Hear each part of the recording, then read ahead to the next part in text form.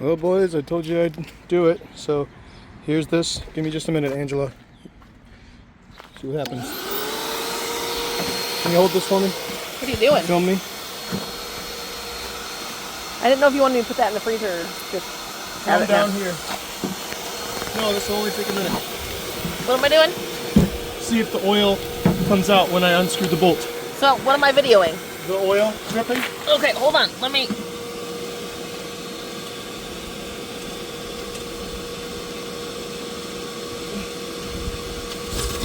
Yep, it worked. Now, hand me the camera and just go shut off the vacuum.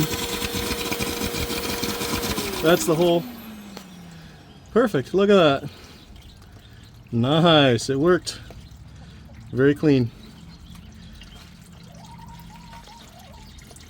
Oh, hush, chickens.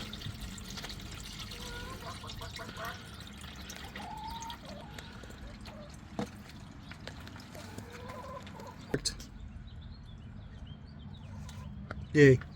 Face. There's no oil anywhere. No. Nope. And I got lucky that the Shop-Vac fits like perfectly over my oil thing. Just set it in there. I don't even have to hold on to it. Pretty nice.